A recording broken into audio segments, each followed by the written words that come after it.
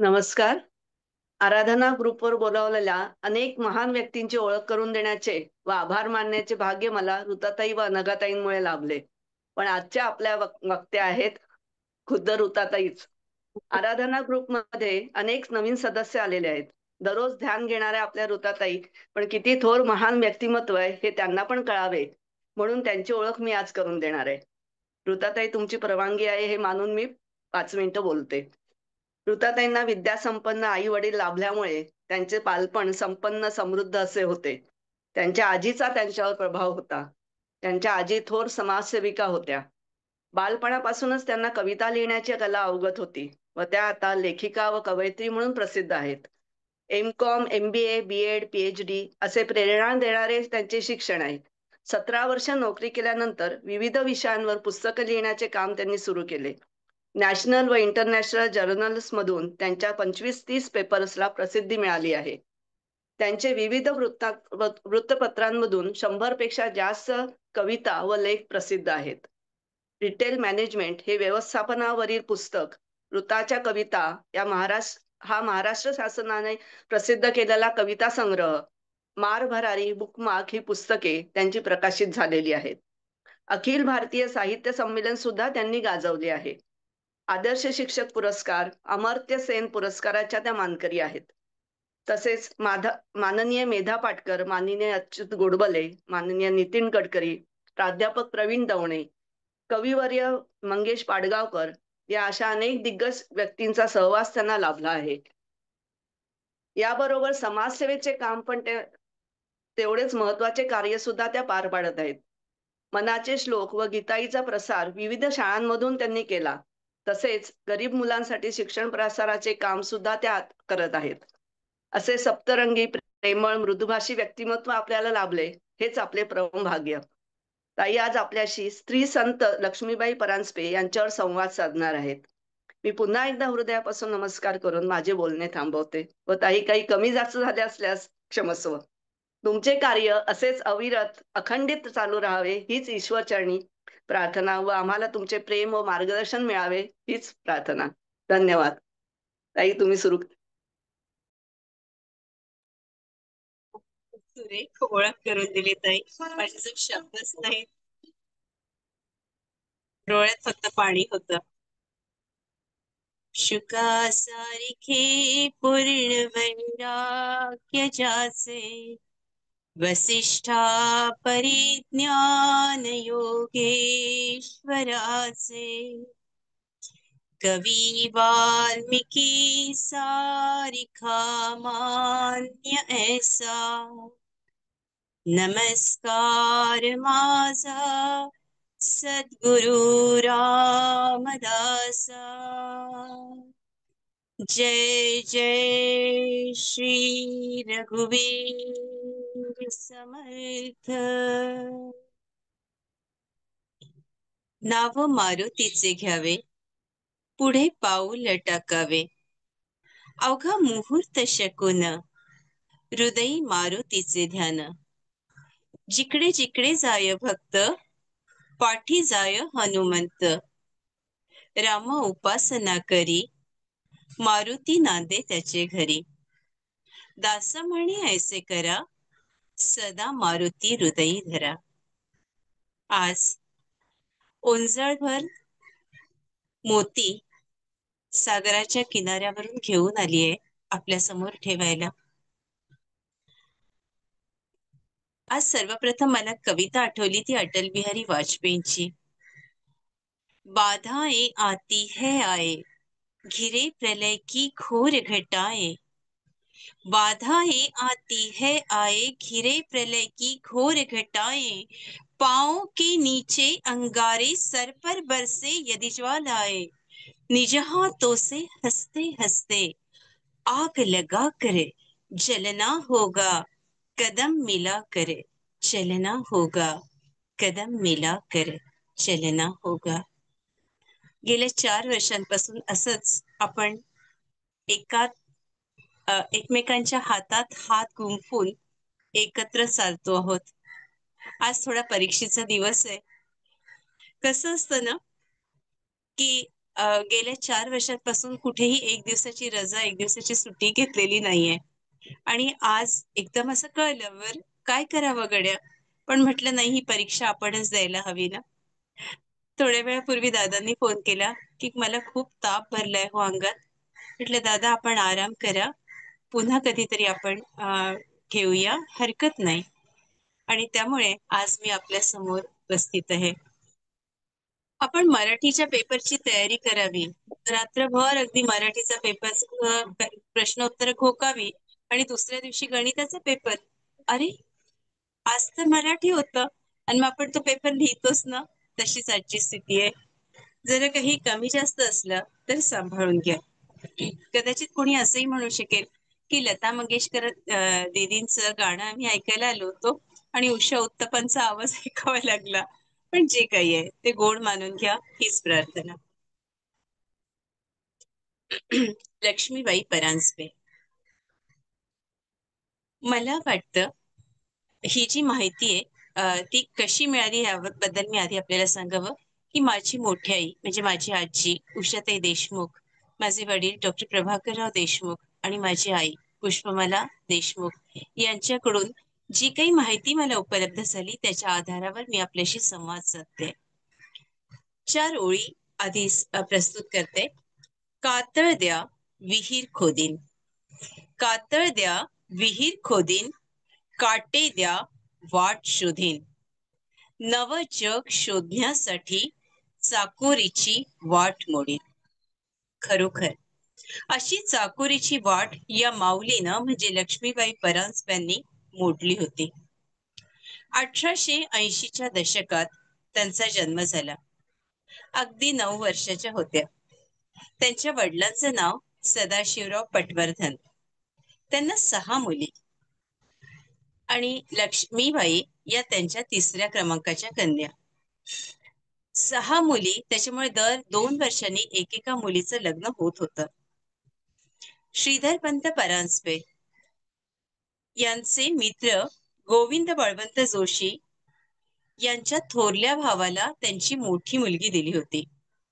आणि आता या लेकीसाठी त्यांना अर्थातच श्रीधरपंत परांजपे खूप आवडले होते. कारण जाता येता ते त्यांना बघत होते. त्यांचं वक्तृत्व, त्यांचं लेखन त्यांना खूप भावून गेलं होतं. आणि प्रत्येकालाच वाटतं की आपल्या मुलीचं लग्न अशा एखाद्या चांगल्या मुलाशी व्हावं. आणि म्हणून ते या जोशींना भेटले. तेव्हा श्रीधरपंत होते 18 वर्षाचे आणि या मैना उर्फ वेणू होत्या 9 वर्षांच्या. पुढे हा विवाह जमला आणि 1889च्या माघ महिन्यात फेब्रुवारीमध्ये हा विवाह झाला.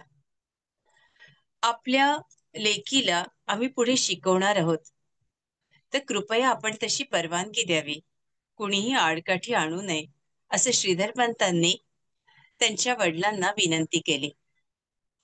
त्यांच्या वडिलांनीही तसंच उत्तर दिलं अगदी नम्रपणाने, की विवाह झाल्यानंतर आमचा अधिकार संपला, पण मुलीला यासाठी त्रास देऊ नये, तिला जाच करू नये. नाही, आम्ही असं काहीही करणार नाही, पण आम्हाला त्यांना शिकवायचं आहे. आणि ही 9 वर्षाची जी लेक आहे ती परांजपे यांच्या घरात उंबरठा ओलांडून आत आली आणि त्यांचं नाव झालं लक्ष्मीबाई. वेणूच्या त्या लक्ष्मीबाई झाल्या होत्या. श्रीधरपंतांच्या मातोश्री अन्नपूर्णाबाई आणि वडील विष्णुपंत परांजपे यांच्या स्नुषा कार्यात रुजू झाल्या. वय होतं 9 वर्षांचं. 1891 साली श्रीधरपंत BA ची परीक्षा पास झाले आणि जवळपास त्याच्या आसपासच म्हणजे 1889 पासूनच लग्न झाल्यानंतर माऊलीनं पाटी पेन्सिल हातात घेतली आणि त्या शिकू लागल्या. हळूहळू अक्षर गिरवू लागल्या. त्यांचं अक्षर अत्यंत सुंदर होतं. अभ्यासाची त्यांना खूप आवड होती. नागपूरच्या उपाध्ये वाड्यात त्यांनी आपलं विऱ्हाड थाटलं. श्रीधरपंतांना वाचनाची आणि लेखनाची खूप आवड. ते देशसेवक या अंकातून नियमितपणे लिहित असत. मोरोपंतांची स्त्रीगीते, सीता, सावित्री, रुक्मिणी, द्रौपदी याचबरोबर इंग्रजी वाङ्मयाबद्दल ते आपल्या पत्नीशी लक्ष्मीबाईंशी चर्चा करीत.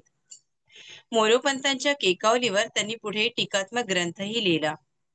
या सगळ्या अभ्यासाच्या मूक साक्षीदार होत्या लक्ष्मीबाई. इतकंच काय, श्रीधर पंतांनी जेव्हा हिस्लॉप कॉलेजमध्ये ते प्रोफेसर म्हणून, गणिताचे प्रोफेसर म्हणून जेव्हा ते रुजू झाले, तेव्हा तिथल्या ख्रिश्चन प्राध्यापक जे होते, त्यांचे वरिष्ठ, त्यांनी सांगितलं की तू ख्रिश्चन धर्माचा स्वीकार कर. तेव्हा त्यांनी ख्रिश्चन बायबलचा अगदी सूक्ष्मपणे अभ्यास केला. म्हणजे जो त्या प्रोफेसरच्या सुद्धा त्यांना सुद्धा कळला नसेल त्याच्याही पलीकडे जाऊन त्यांनी या ग्रंथाचा अभ्यास केला आणि त्याच्यावर ते बोलू लागले.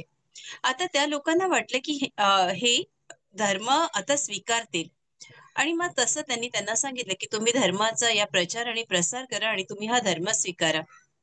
पण याच बरोबर त्यांनी आपल्याही धर्माचा खूप अभ्यास केला आणि आपला हिंदू धर्म कसा श्रेष्ठ हे त्या लोकांना पटवून दिलं. आता अर्थातच कुठल्याही महाविद्यालयात या गोष्टी चालणार नाही ना. सरळ सरळ त्यांना नोटीसच दिल्या जाते की तुम्ही एकतर नोकरी सोडा, नाही तर हे तुमचं काम सोडा. हे जे तुम्ही बोलता आहात ते अशीच काहीतरी गोष्ट त्यांच्या बाबतीत घडून आली आणि त्यांना सांगितलं की तुम्ही आता धर्म बदला. त्यावेळी त्यांनी सांगितलं की मी कधीही माझा धर्म बदलणार नाही, मी नोकरी सोडेन पण धर्म बदलणार नाही. या गोष्टी तशा सोप्या नव्हत्या, कारण रोजी रोटीचा सवाल होता. पण त्यांनी त्याच क्षणी नोकरी सोडली. नोकरी सोडून घरी आल्यावर साधारणतः आपल्यासारखी जर स्त्री असती तर तिने खूप त्रागा केला असता, बोलली असती, किंवा निदान मला विचारलं तरी नाही, रडली पडली असते. पण इथे लक्ष्मीबाईंनी अगदी शांतपणे त्यांनी आपल्या पतीशी संवाद साधला. आता पुढे काय ठरवलंय, काय करायचंय. आणि त्या वेळेपर्यंत त्यांची लोकमान्य टिळकांशी खूप पत्रव्यवहार होत होता. 1896 साली श्रीधर पंतांनी हा प्रोफेसरशिपचा राजीनामा दिला होता. आता खायचं काय हा प्रश्न होता. लक्ष्मीबाई आजारी पडल्या होत्या. त्यांच्या डोक्याशी एकनाथी भागवत श्रीधर पंत वाचत होते. काही होणार नाही, काहीतरी याच्यातून मार्ग नक्कीच मिळेल, काळजी करू नका. त्याही अवस्थेत त्या त्यांना धीर देत होत्या. आणि झालं असं की आता कुठं जायचं, आपण मुंबईला जायचं की पुण्याला जायचं. त्यावर त्या म्हणाल्या की आपण ना पुण्याला जाऊया, कारण आपला लोकमान्यांशी पत्रव्यवहार होतोय आणि त्यांनी आपल्याला खास बोलावलंय, मग आपण पुण्यालाच जाऊया, मला तिथं त्यांना भेटावंसं वाटतं. हा त्यांनी हट्ट केला आणि उभयता पुण्याला आले. श्रीधर पंतांच्या व्यक्तिमत्वांचा लक्ष्मीबाईंवर खूप प्रभाव पडत होता.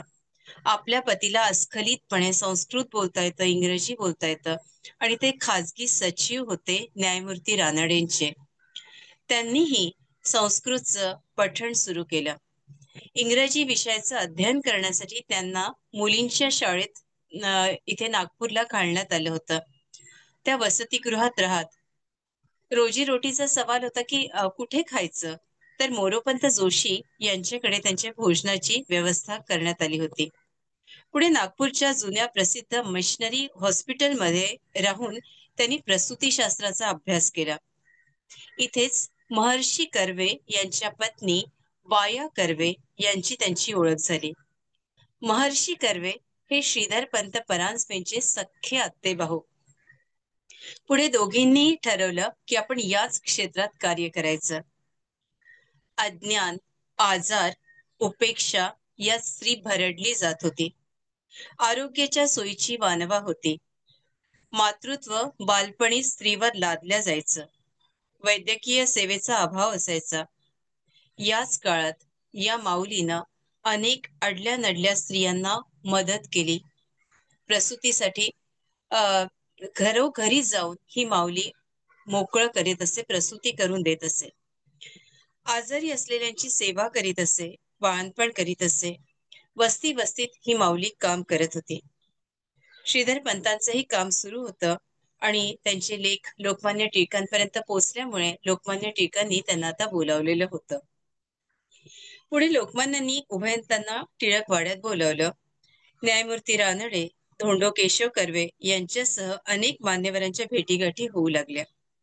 न्यायमूर्ती रानडे तर आता श्रीधर पंतांचा सहवास त्यांना हवा हवासा वाटू लागला आणि त्यांची चर्चा कुठल्या विषयावर चालत असे, तर ज्ञानेश्वर माऊली, तुकाराम, एकनाथ महाराज आणि समर्थ रामदास स्वामी यांच्यावर ही चर्चा व्हायची. भरभरून ते दोघं आपसात बोलत असत. या सगळ्या संतांच्या ग्रंथांची पारायणं लक्ष्मीबाई करीत असत. आणि त्यांच्या ज्या पोथ्या होत्या, ज्या आमच्या घरच्या लायब्ररीत आहेत, तर त्या पोथ्यांवर तारीख अजूनही आहे, की ही मी कधी सुरू केली आणि ही किती दिवसात संपली. महत्वाच्या ओवींचा अर्थ त्या माऊलीनं लिहून ठेवलेला होता. त्या वह्याही अजून जपून ठेवल्या आहेत. तर अशा त्याच्यामुळे तो संदर्भ लागत गेला, की इतक्या लहानपणापासून या माऊलीनं किती अभ्यास केलेला असेल. कित्येकदा श्रीधर पंतांच्या लिखाणात मदत त्या करीत असत. अनेक ओव्या त्या सुचवून जायच्या. मूर्ती लहान असली तरी त्यांची प्रतिभा, प्रामाणिकता आणि प्रगल्भता ही जात्याच होती. केकावली ग्रंथांचं काम पूर्ण झाल्यावर लक्ष्मीबाईंनी ती सारी बाड, म्हणजे ज्याला आपण प्रूफ म्हणतो, ते तपासून घेतलं. खरं तर त्या काळात त्या आजारी पडल्या होत्या. न्यायमूर्ती रानडेंच्या पेडर रोडच्या बंगल्याला म्हणजे मुंबईला त्यांना बोलावण्यात आलं होतं आणि पुण्याहून हे उभयता पेडर रोडच्या बंगल्यावर आले होते.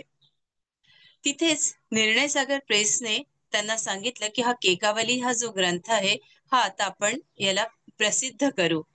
आणि हा महत्वपूर्ण निर्णय तिथे घेण्यात आला होता. लक्ष्मीबाईंनी बरंच काम केलं होतं त्यावर.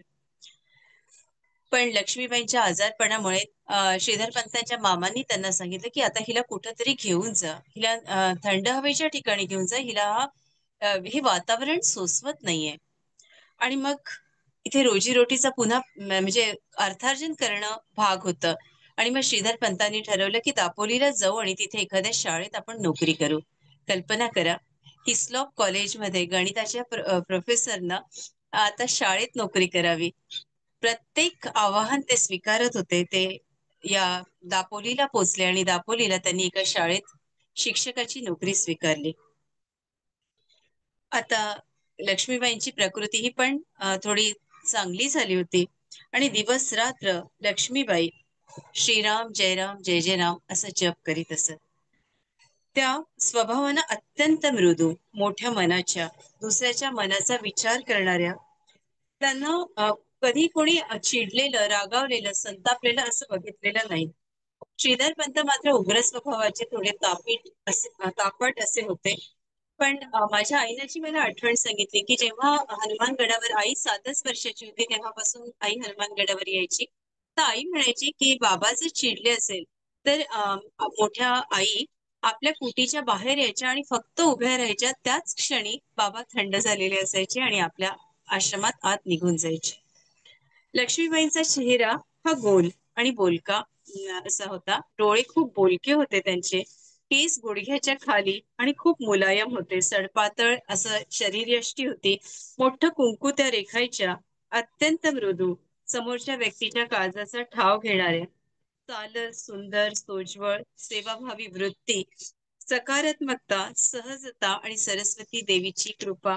आई म्हणाली कित्येकदा तरी त्या मला म्हणायच्या, की पुष्पा, माझे केस विंचरून दे ग, आणि तू किती हळूच विंचरतेस म्हणून त्या तिच्याकडून ते केस विंचरून घ्यायच्या. आणि तो जो संवाद होता तो तिला अजूनही आठवतो आणि तशा त्या संवादाच्या माध्यमातून मी लिहित गेले. रोजचा खर्च त्या टिपायच्या. एकेका पैशाचा हिशोब त्या लिहून ठेवायच्या, डायरीत लिहायच्या. भगवंताचं नामस्मरण आपलं झालं की नाही, कुठली पोथी वाचली, त्याच्यावर महत्वाच्या ओव्या कुठल्या आपण वाचल्या, त्यातून आपण काय शिकलो हे महत्वाचं असायचं. आणि एकही क्षण, जसं समर्थ म्हणतात तसं आपला फुकट जाता कामा नये, यावर त्या विशेष लक्ष देत असत. दापोलीला आल्यानंतर आता 1897 साल ते होतं. अनेक आप्त मंडळी, अनेक स्नेही मंडळी त्यांची काळाच्या पडद्याआड गेली होती. जसे केकावलीची टीका लिही असं सांगणारे वामनराव ओक, देशसेवक या वृत्तपत्राचे सर्व अधिकार श्रीधर विष्णू परांजपे यांना देणारे हरिपंडित न्यायमूर्ती रानडे आणि डॉक्टर भांडारकर हेही थोडे आजारी होते आणि त्यांनी त्या वेळी यांना सांगितलं, की मला इच्छा आहे आपण आता साताऱ्याला यावं आणि जो प्रार्थना समाज आहे त्याच्यासाठी आपण थोडं आम्हाला संबोधित करावं, बोलावं. आता सातारा म्हणताच लक्ष्मीबाई खूप खुश झाल्या आणि म्हणाल्या, "आपण साताऱ्याला खरंच जाऊया ना? मला इच्छा आहे समर्थांचं दर्शन घेण्याची. कितीतरी वर्ष झाले हो असं जाणवतंय, समर्थ मला हाक मारतात आहे. चला ना." आता खरं तर हीच इच्छा श्रीधर पंतांचीही होती आणि दोघंही तिथे आधी साताऱ्याला गेली आणि नंतर श्रीधर पंतांचं भाषण झाल्यानंतर, प्रवचन झाल्यानंतर उभयता सज्जनगडला गेलेत. त्या दिवशी रात्री तिथे जे प्रवचन कीर्तन होतं तिथे श्रीधर पंतांनी सहभाग घेतलाच. मला जास्तीत जास्त लक्ष्मीबाईंबद्दल सांगायचं त्याच्यामुळे मी श्रीधर पंतांबद्दल कमी आणि लक्ष्मीबाईंबद्दल जास्त बोलणार आहे. तर रात्री श्रीधर पंत समर्थांना शोधायला की समर्थ मला दर्शन द्या, दर्शन द्या करून सगळीकडे फिरत होते आणि एका शिळेजवळ अम, समर्थांनी त्यांना दर्शन दिलं आणि तिकडे समर्थांनी त्यांना दर्शन दिलं आणि इकडे स्वप्न दृष्टांत लक्ष्मीबाईंना झाला कारण ती काळोखी रात्र होती. तर लक्ष्मीबाईंनाही एक दृष्टांत मिळाला, समर्थांकडून आज्ञा मिळाली की आता तुला सतत श्रीराम जय राम जय जय राम हे नामस्मरण करायचे आणि तुला आता समाजासाठी कार्य करायचे. त्याच्यानंतर सज्जनगडावरून आल्यानंतर या दोघांचंही जीवन पूर्णपणे बदललेलं होतं. 1901 साली जेव्हा श्रीधर पंतांचे धाकटे भाऊ सदाशिवराव यांना हे वकिलीचा व्यवसाय करणार असं ठरलं आणि गाव कुठलं तर वर्धा. खरं तर वर्धा कुठे आणि दापोली कुठे, पण आपल्या भावाला एकटं कसं सोडायचं, आधी त्याचं लग्न लावून देऊ आणि त्याच्याबरोबर आपणही त्याच्याबरोबर जाऊ म्हणून दोघांनी ठरवलं आणि दोघंही वर्धेला इथं आले. त्यावेळी श्रीधर पंतांनी वर्धेत मध्यभागी असलेल्या गणेश मंदिरात श्री गजानन संस्कृत पाठशाळा सुरू केली. वर्धेच्या भागीरथीबाई मेघे यांनी अ, श्रीधर पंतांना हनुमानगडाची जागा भेट म्हणून दिली.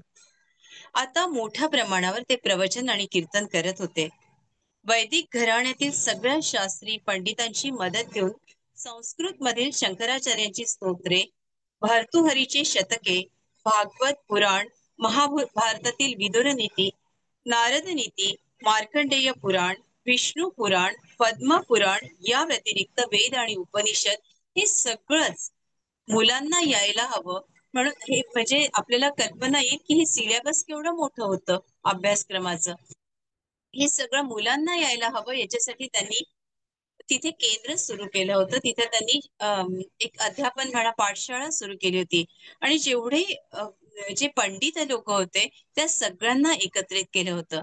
आता हे सगळं काम जसं श्रीधर पंत करत होते त्याच्या मागे मदतीचा हात हा लक्ष्मीबाईंचाही होता. हनुमानगडावर 2 मठांची स्थापना करण्यात आली होती. एका मठाचं नाव होतं सूर्यदेव मठ आणि दुसऱ्याचं नाव होतं वेणास्वामी मठ. सूर्यदेव मठात सगळे पुरुष राहत आणि वेणास्वामी मठात स्त्रिया राहत. सुरुवातीच्या दिवसात इथं जंगलच होतं म्हणजे माणूसभर उंचीचं गवत होतं. या ठिकाणी हे उभयता आले आणि त्यांनी ही जागा स्वच्छ करून आश्रमाची सुरुवात केली. इथे पाणीही नव्हतं.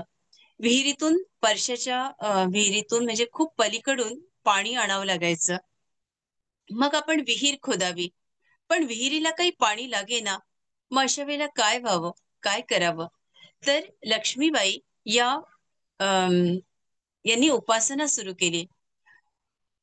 अगदी निरंकाळ उपास सुरू केले, साधना सुरू केली, अनुष्ठान सुरू केलं. त्या 60-60 दिवसांचं अनुष्ठान करायचंय. तर असंच अनुष्ठान त्यांनी केलं आणि त्या विहिरीला पाणी लागलं. त्यांना आता सगळेजण मायबाई म्हणायला लागले आणि श्रीधर पंतांना आता सगळे बाबा म्हणत असत किंवा गुरुजी म्हणत असत.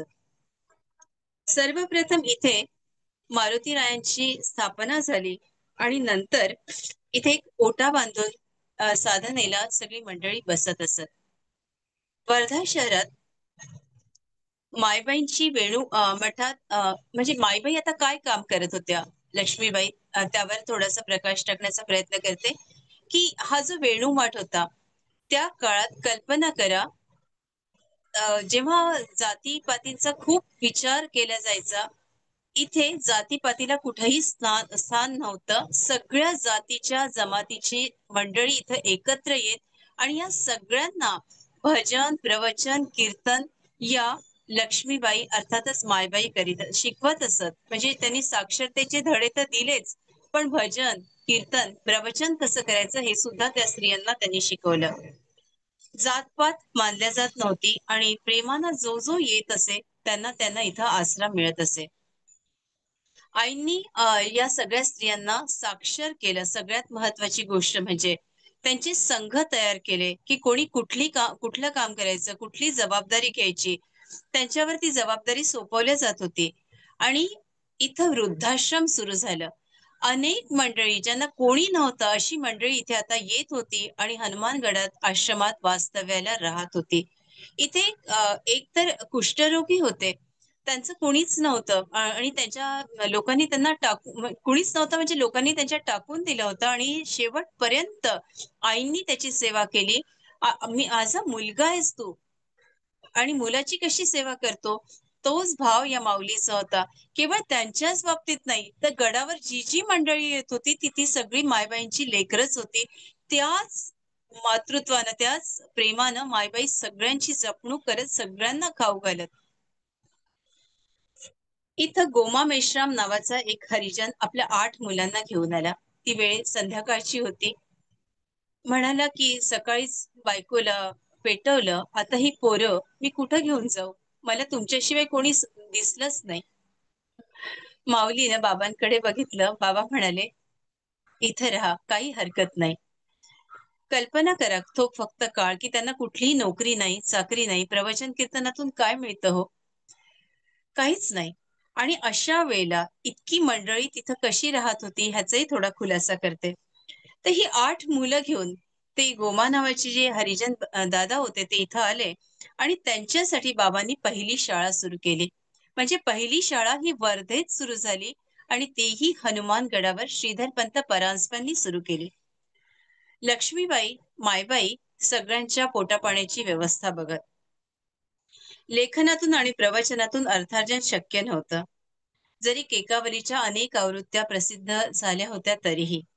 आता हनुमानगडावर लोकांची रीघ लागली होती आणि समर्थांची सुंदर मूर्ती, अशी मूर्ती सज्जन गडावर सुद्धा नाही, अशी मूर्ती हनुमानगडावर आहे.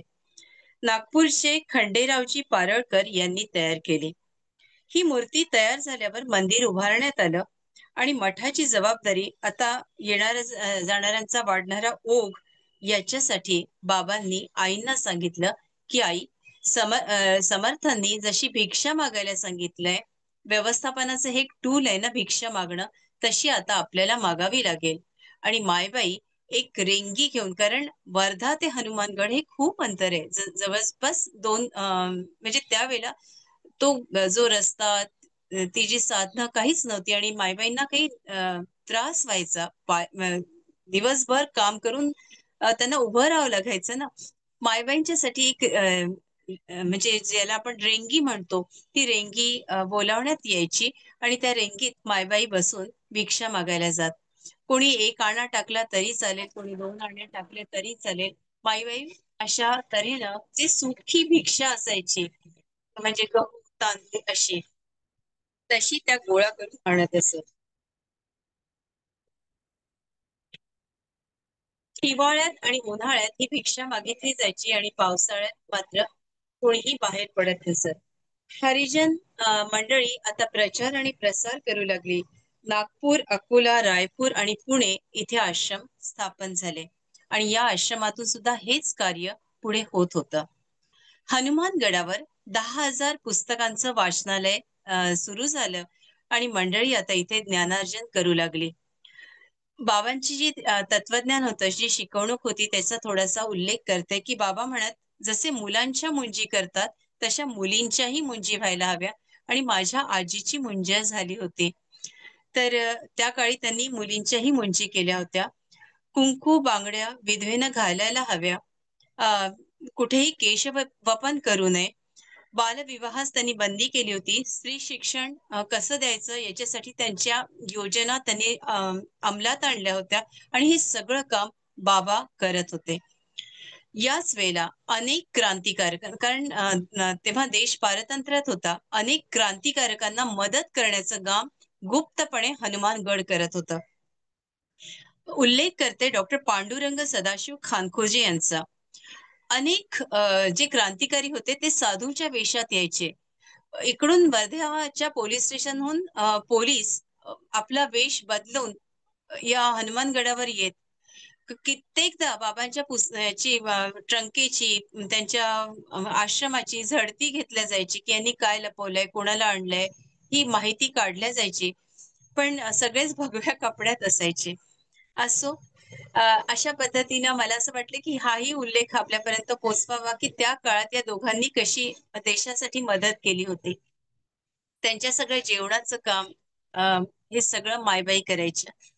जमनालाल बजाज यांनी खूप मदत केली. बाबांनी शाळा सुरू केल्यावर शिक्षकांचा पगार द्यायला हवा किंवा शाळेसाठी शेड तयार करण्याची गरज होती, ती मदत जमनालाल बजाज यांनी केली. लक्ष्मीनारायण मंदिर जे वर्धेचं आहे, तिथे अस्पृश्यांसाठी आपण खुलं करून द्यायचं का, असं जमनालालजींनी जेव्हा विचारलं, तेव्हा बाबा म्हणाले, फक्त अस्पृश्यांसाठी नाही, सगळ्या जमातींसाठी आपण हे लक्ष्मीनारायण मंदिर खुलं करून देऊ. आणि त्यावेळेला हा हा जो निर्णय होता, हा अतिशय क्रांतिकारी होता. सगळ्या ब्राह्मणांनी त्यांच्यावर म्हणजे काय म्हणायचं, एक शस्त्र उपास आपण काढतो ना, की आम्ही आता बोलणार नाही किंवा आम्ही आता या मंदिरात कधीही प्रवचन कीर्तन करणार नाही.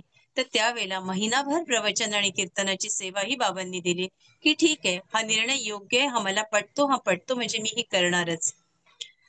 यावेळेला अ, महात्मा गांधी, महात्मा गांधीजी, संत विनोबा भावे, गाडगे महाराज, राष्ट्रसंत तुकडोजी महाराज, दादासाहेब खापर्डे म्हणजे आमचे पणसोबा, गुलाबराव महाराज, विनायकराव मसूरकर, ज्यांनी धर्मांतराचं कार्य केलंय, आणि राष्ट्रीय स्वयंसेवक संघाचे डॉक्टर हेडगेवार, ही सगळी मंडळी हनुमानगडावर येऊन गेलेली आहेत. धर्मांतराचं कार्य बाबांनी केलं आणि त्याची साथ आईंची होती. आईंची नेहमीच प्रत्येकच गोष्टीत बाबांना साथ होती. आईंचं आता काय कार्य होतं याचा थोडासा एक संक्षिप्तपणे थोडासा आढावा घेते, की आईंना औषधांची माहिती होती, सगळ्या वनस्पतींची माहिती होती. तर त्याच्यामुळे ही जडीबुटी ज्यांना ज्यांना गरज होती, ते जी मंडळी यायची किंवा आश्रमातल्या मंडळींना औषधं देण्याचं काम आई करत असत. आईंनी वृद्धाश्रम सुरू केला होता आणि शेवटच्या क्षणापर्यंत आईंनी हा वृद्धाश्रम चालवला. आई बाळंतपण करायच्या. आता परिस्थिती इतकी बिकट होती, की म्हणजे तुडवत जावं लागायचं. शेती, रान असं तुडवत, असं सहज एका गावातून दुसऱ्या गावात आपल्यासारखं टॅक्सी, बस असं नव्हतंच. आई तुडवत जायच्या अशा रस्त्यांमधून, खाच खळग्यांमधून, आणि त्या स्त्रीचं बाळंतपण त्या करत असत. अस्पृश्यांची शाळा चालवण्यात आईंचं सहकार्य होतं, आईंची मदत होती. भजन, कीर्तन, प्रवचन, समाज प्रबोधन, स्त्रियांना शिक्षण देण्याचं काम आईंनी केलं. क्रांतिकारकांना मदत करण्याचं काम आईंनी केलं. एकही क्षण वाया घालू नये याच्यासाठी ही माऊली खूप दक्ष असत. आईने मला गोष्ट सांगितली, की त्यावेळेला चिंचेची झाडं तिथे खूप होती. तर या मला खूपदा परमहंसांच्या पत्नी शारदा मातांची पण आठवण आली, की त्याही दुपारी कधी झोपत नसत. गुलाबाच्या पाकळ्या टाकून त्याच्यात गुलकंद तयार करत. इथे आईंचं मला काम आठवतं, की जे आईनं सांगितलं, की त्या चिंच त्या गोळा करायच्या. टोपल्या-टोपल्या चिंच आणल्या जायची आणि त्याच्यात मग गूळ टाकून असे छोटे-छोटे बॉल्स तयार केले जायचे. ते वाळवले जायचे आणि वरणामध्ये ते चविष्ट लागावं म्हणून तशा प्रकारचं वरण त्या करायच्या. त्यांच्या हाताला खूप स्वाद होता, खूप चव होती. काम तर इतकं छान होतं त्यांचं, की स्वयंपाकघरात जी वस्तू जिथे तिथेच ती वस्तू आपल्याला मिळायची, की कुठेही नाव लिहिलं नसायचं, पण अमक्या पहिला डबा कणकेचा, दुसरा सातूच्या पिठाचा, तिसरा अमुक-तमुक अशी त्यांची यादी पाठ असायची आणि त्याच्यामुळे कधीही कुठेही गडबड होत नव्हती. सगळी कामं त्यांची ठरलेली असायची. त्यांच्यावर नमो मायबाई अशी एक आरती सुद्धा एका संतानं एका व्यक्तीनं लिहिली होती. आज मला त्यांचं नाव पटकन आठवत नाही, पण त्यांचं नाव उपाध्ये होतं. पहिलं नाव मला आठवत नाही. 1910 साली थोडासा आता वेगळा मुद्दा आपल्या समोर ठेवते, की 1910 साली बाबांवर प्राणघातक हल्ला करण्यात आला. त्याचं कारण असं होतं, की ते अस्पृश्यांसाठी काम करत होते. सगळ्या जातीच्या, जमातीचे लोकं इथे येतात. हे लक्ष्मीनारायण मंदिर सगळ्यांना खुलं करून देतात आणि त्याही पलीकडे एक क्रांतिकारी निर्णय त्यांनी घेतला होता. त्या काळात, ज्या काळात बालविवाह होत होते, त्या काळात. ती परिस्थिती कशी होती ती मला आता नेमकी माझ्या डोळ्यासमोर येत नाही. पण झालं असं, की बाबांचं दुसरं लग्न झालं आणि ते म्हणजे एका मराठा सरदारांच्या कन्येशी झालं. त्यांचं नाव सत्यभामाबाई नगर नाईक काळे यांच्याशी. आणि हे जेव्हा लग्न झालं, तेव्हा अ, आईंनी ही दुसरी पत्नी बाबांची जी होत्या, त्यांचंही व्यक्तिमत्व खरंच त्यांच्याबद्दलही मला बोलायला आवडेल. खूप वेगळं व्यक्तिमत्व त्यांचं. खूप त्याही मनानं मोठ्या आणि सगळं सांभाळणाऱ्या चांगल्या अशा. त्यांना अ, त्या जेव्हा आल्या, तेव्हा आईंनी सगळं काही त्यांच्या हातात दिलं, की आता सगळी जबाबदारी तुमची. ही गोष्ट खरं किती अवघड आहे ना, म्हणजे अनेक घरांमध्ये सुना येतात, पण आपल्याला ती जबाबदारी सहजपणे सुनेला ती चाबी हँडओव्हर करणं किती कठीण जातं. पण आईंनी सगळी जबाबदारी त्यांना दिली आणि त्याच्यानंतर संसार माझा राहणार नाही. मी आता फक्त तपश्चर्या करेल आणि दिवस-रात्र त्या तपश्चर्या करत असत. ही तपश्चर्या तरी किती अवघड होती, की जी हनुमान टेकडी होती. चारी बाजूनं रान आणि अशा ठिकाणी आई म्हणजे अख्खा दिवस श्रीराम जय राम जय जय राम, श्रीराम जय राम जय जय राम म्हणून सतत नामस्मरण करत असत. त्यांच्या ओठात सतत रामनाम होतं. कधीही त्यांनी म्हणजे कुठेही आपण अवांतर बोलतो, तसं कधीही त्या बोलत नसत.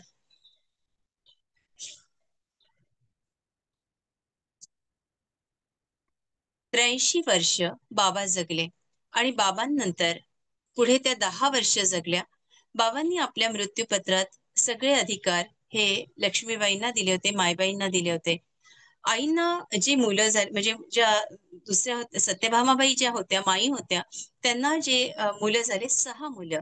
3 मुलं हे आईंना देण्यात आले, की हे 3 मुलं तुमचे आणि 3 मुलं माई तुमचे म्हणून सत्यभामाबाईंचे 3 मुलं त्यांनी वाढवले.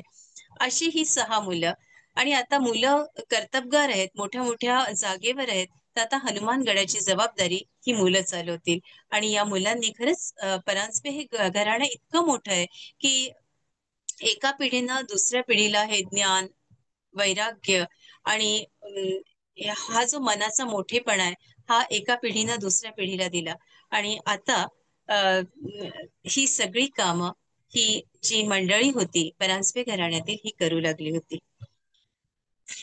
बाबांनी थिओसॉफिकल सोसायटीच्या कार्यात सुद्धा मदत केली होती आणि बऱ्याच प्रार्थना समाज, अनेक समाजांना मदत केली होती. या सगळ्यांशी आईंचेही संबंध होते. हरिजन प्रचार प्रसार हा जसा बाबांनी केला, तसा कुठेही भेदभाव आईंनीही केला नाही. आईंनी जवळ कधी-कधी तर 60-60 दिवसांचं अनुष्ठान असं आई अनुष्ठानच आयुष्यभर करत राहिल्या आणि सगळ्यांचं याच्यावर स्वागतच करत होत्या अगदी शेवटच्या क्षणापर्यंत. गोंदवलेकर महाराज यांच्याशी बाबांचा परिचय खूप जवळचा होता. बाबा त्यांना भेटायला गेले होते, त्यांच्या दर्शनाला गेले होते आणि त्यावेळेला अ, महाराजांनी त्यांना कडकडून मिठी मारली आणि म्हणाले, की "जे काम मी करतोय, ते काम तू त्या ठिकाणी करतोय. आपलं कार्य हे एकच आहे." गोंदवलेकर महाराजांबद्दल आईंनाही विशेष श्रद्धा होती, आस्था होती. बाबा अ, हे शेवटपर्यंत स्वतःला म्हणजे 200 सूर्यनमस्कार ते शेवटपर्यंत घालत होते. तर कृष्ण पक्षातील ती नवमी होती. बाबांनी 200 सूर्यनमस्कार घातले आणि डॉक्टर वराड पांडे यांना आधी सांगण्यात आलं होतं. डॉक्टर वराड पांडे जे आहेत वर्धेचे, त्यांनी सांगितलं होतं बाबांना, की "मला तुमच्याकडून दीक्षा हवी आहे." तर बाबा नुसतेच हसले आणि म्हणाले, "ठीक आहे, तू आदल्या दिवशी या तारखेला तू ये. मी तुला दीक्षा देईल." ते आले. आईंना त्यांनी विचारलं. आईंना या सगळ्याच गोष्टी कळत होत्या. सगळं समजत होतं, नेमकं काय होणार आहे ते. पण आई म्हणाल्या, "ठीक आहे, बाबा सूर्यनमस्कार घालतात आहे. तुम्ही आराम करा." वऱ्हाड पांडे डॉक्टर तिथे आले. 200 सूर्यनमस्कार त्यांनी घातले. बाबांना धरधरून घाम फुटला होता आणि बाबांनी खूण केली. तिथे सत्यभामाबाई म्हणजे माई होत्या आणि माईंना सांगण्यात आलं, की मला पाणी दे. समर्थांचं जे तीर्थ आहे, ते तीर्थ मला दे. माईंनी त्यांना तीर्थ दिलं आणि सांगितलं, तुम्ही आता आराम करा. बाबा त्याच यानं नमस्कार घालून सुद्धा हृदयात कळ आली होती बाबांच्या, पण बाबा त्याच झपाट्यानं भरभर भरभर चालत आपल्या आपल्या कुटीत गेले आणि तिथे तीच वेळ दिली होती डॉक्टर वऱ्हाड पांडेंना. वऱ्हाड पांडे आले आणि वऱ्हाड पांडेंनी त्यांच्या छातीवर हात ठेवला. त्यांचे ठोके थांबलेले होते आणि मोठ्या मोठ्यानं बाबा इतकं मोठ्यानं नामस्मरण करायचे की रस्त्यावरच्या लोकांना सुद्धा ते नामस्मरण ऐकू जायचं. तर त्यांनी त्यांना सांगितलं की बाबा तुम्ही नामस्मरण इतकं मोठ्याने करू नका, नाम हळू घ्या. तर त्यांनी बघितलं त्यांच्या नाड्या दोन्ही सुटल्या होत्या, पण नामस्मरण सुरू होतं. हे कसं काय बाबा, हे कसं काय शक्य आहे? तुम्ही नामस्मरण कसं करताय? तुमच्या नाड्या तर सुटल्याय. प्राण गेला होता पण नामस्मरण सुरूच होतं. बाबा हसले, कारण बाबांनी तो गुरुमंत्र डॉक्टर वऱ्हाड पांडेंना दिला होता. अशा अनेक गोष्टी तिथे घडल्या होत्या. अशा अनेकांना नामस्मरण तिथून मिळालं होतं. अनेक मानसिक ज्यांना मानसिक स्थिती ज्यांची खराब असते, अशी लोक तिथे ठीक झालेत. ज्यांना वेड लागलं असेही लोक ठीक झालेत. अनेक दुर्धर आजार या गडावर केवळ बाबांच्या आणि आईंच्या संपर्कात आलेली लोक तिथे ठीक होत होते. तो क्षण आज सहज आठवला. खरं तर माझ्या लिखाणात हा नव्हता, पण असं वाटलं की बाबांबद्दल, बाबांच्या या शेवटच्या क्षणाबद्दल आपल्याशी जरूर बोलावं. आईंना त्यांचे संकेत लागले होते. आई तिथंच होत्या आणि आई सतत श्रीराम जयराम जय जयराम करत होत्या. सगळी मंडळी धावली. गुरुजी गेलेत, गुरुजी गेलेत. बाबा त्या दिवशी गेले होते. बाबांनी सगळे अधिकार तसे आईंना दिले होते आणि या सगळ्या गोष्टी, याच्यात सगळ्यात महत्वाचं म्हणजे कुठेही कधीही माईंचं आणि आईंचं कधीही वाद झाला नाही. आई माझी 7 वर्षापासून तिथं होती. बाबांचं तर सगळं लहानपणच तिथं गेले आणि आजीही मला सतत आपल्या हनुमान गडावरच्या माहेरच्या गोष्टी सांगायची. पण मला खरंच किती या सगळ्या गोष्टी अद्भुत आहे ना, की अशा प्रकारचं वागणं, बोलणं आणि अशा प्रकारचे संस्कार त्यांनी आपल्या मुलांवर केले होते. आई त्याच्यानंतर 10 वर्ष जगल्या. आईने सगळं व्यवस्थापन तिथं चोखपणे बघितलं. भिक्षा आणण्याचा तसा आता विशेष प्रसंग त्यांच्यावर नव्हता, कारण मुलं आता मदत करत होती.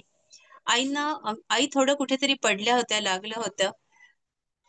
पण तरी त्या आपलं काम निष्ठेनं करत होत्या. त्यांची साधना निष्ठेनं सुरू होती आणि शेवटी असं झालं, की सकाळी असं ब्रह्ममुहूर्त असावा, त्यावेळेला समर्थांनी त्यांना बोलावलं आणि आईने अगदी सहज त्यांच्या शरीरातून तो प्राण गेला.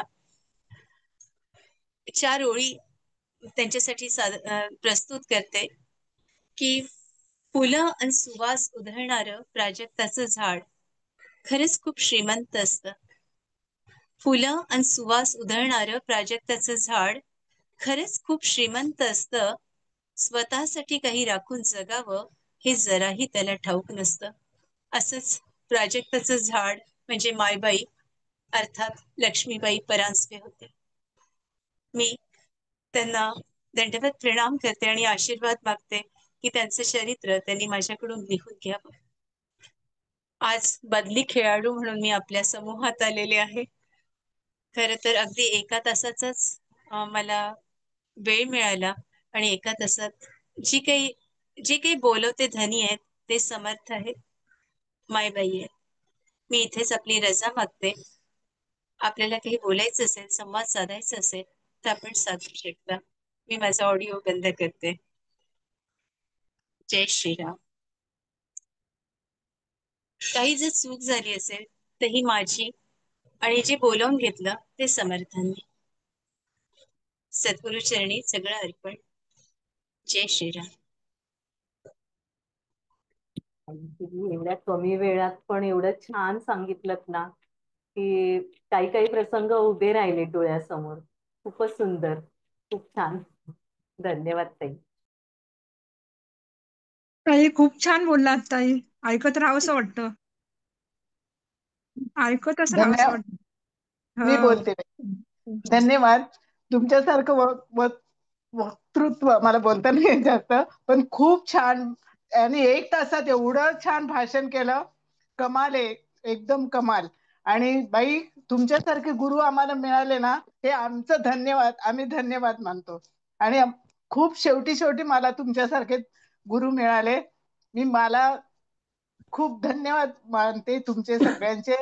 मला भरभरून आलं ते सगळं ऐकून वगैरे खूप. आणि पुष्पला, तुमच्या आईंना, वडिलांना मी खूप सांगते की तुमच्यासारख्या दोन्ही मुलींना जन्म देऊन खूप सार्थक केलं त्यांनी. आणि आम्हाला तुमच्यासारखे गुरु मिळाले. धन्यवाद, एकदम धन्यवाद. एवढेच बोलते मी. आत्मवंदन ताई, मी श्रद्धा बोलते. खरंच इतकं छान तुम्ही सांगितलं ना, म्हणजे एकदम आयत्या वेळी एखादा विषय मिळाला तर आम्ही तर नाही बोलू शकत.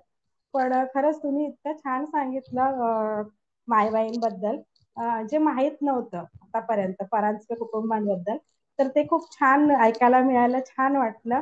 आणि तुम्ही जे म्हणालात ना, पहिलं सुरू केलं तुम्ही तेव्हा की लताबाईंचा कार्यक्रम आहे आणि उषा उत्तुपानं तुम्हाला ऐकायचंय, पण आम्हाला खरंच खूप आवडलं ते. खूप छान गोड आवाज आहे तुमचा. तर खूप छान. आणि तुमच्या आजीबद्दल तुम्ही बरंच सांगता आम्हाला, ते खूप छानच वाटतं. फुलांबद्दल तुम्ही नेहमी बोलता की कोणी येणारा असेल पाहुणा तर काय द्यायचं त्याला, तर त्या फुल द्यायच्या. तर खूप छान ते म्हणजे ते स्वागत खूप छान वाटतं. तर तुमची आई आणि वडील यांनी जी तुम्हाला प्रेरणा दिली, तो वसा जो तुम्ही पुढे नेताय ना दोघी बहिणी, ते खूपच छान वाटतं. असं खरंच खूप धन्य आहे तुमचं कुटुंब. तुम्ही धन्य आहात. तुम्हाला तुम्ही भेटलात त्याचा आम्ही धन्य आहोत. तर खूप छान आजचं जे तुम्ही वक्तृत्व केलं ना, खूपच सुंदर. आम्ही अडखळलो असतो नक्कीच. आम्ही नेहमीची प्रार्थना बोलताना पण अडखळतो. पण तुम्ही तर अगदी अचानक ऐनवेळी विषय तुम्ही तो वाचला असेल, काढला असेल तुमची काहीतरी डायरी, तुम्ही तो आत्मसात केला असेल आणि नंतर आमच्या पुढे आला असाल. तर खरंच खूप धन्यवाद महोदय. खूप छान. खूप छान सांगितलं. खूप खूप सुंदर सुंदर. सांगितलं. ओघवती वाणी, भावना, त्याच्यात तुम्ही कुठेही आपला तोल घालवला नाही आणि तोल न घालवता व्यवस्थित छान सांगितलं. खूप खूप धन्यवाद. ताई मी पण आणि हा हरे कृष्णा, हरे कृष्णा. मी पण उशिरा जॉईन केलं, पण ऐकतच राहिली. हो, मी पण उशिराच जॉईन केलं, पण कळलं काय चाललंय ते. हो, ते पहिल्यापासून म्हणजे आहे. तुमच्या घराण्याचं होतं का सगळं? हो, तुमच्या घराण्यात? लक्ष्मीबाई परांजपे म्हणजे माझ्या आजीची आई.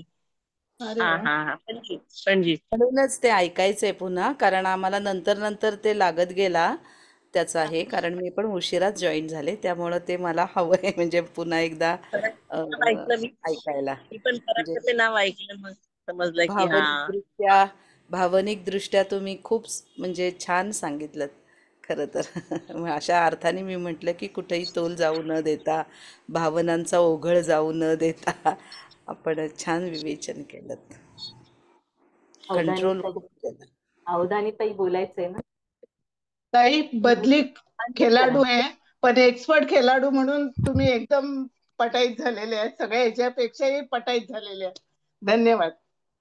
बदली खेळाडू नाही, एक्सपर्ट खेळाडू. एवढंच बोलायचं होतं मला. ताई बोला, अवधानी ताई बोला. नमस्कार. तुम्ही ऐन वेळेला इतकं छान सांभाळून घेतलंय. खरं तर तुम्ही बदली खेळाडू म्हणूच नाहीये, पण बदली खेळाडू जरी म्हणालात तरी तुम्ही सिक्सरवर सिक्सर मारलेत आणि अतिशय उत्तम आणि उपयुक्त अशी माहिती आणि छानच त्यांचं वर्णन तुम्ही केलंय. अतिशय गोड आवाजात आणि छान तुम्ही मांडत होता. असं वाटत नाही की तुम्ही 1 तासामध्ये हे सगळं तयार केलं असेल. अतिशय उत्तम. म्हणजे हे माझं भाग्य मानते की तुमची ओळख झाली आणि मला हा अनुभव घेता आला. नाहीतर एखादा बावरून गेला असता की आता नेमकं करायचं काय अशा वेळेला. तर तशी काही तुमची अवस्था झाली नाही. खूपच छान. खूप कौतुक आहे तुमचं. श्रीराम. ताई आपले आशीर्वाद आहेत. नाही माझे काय महाराज आहेत तुमच्या पाठीशी.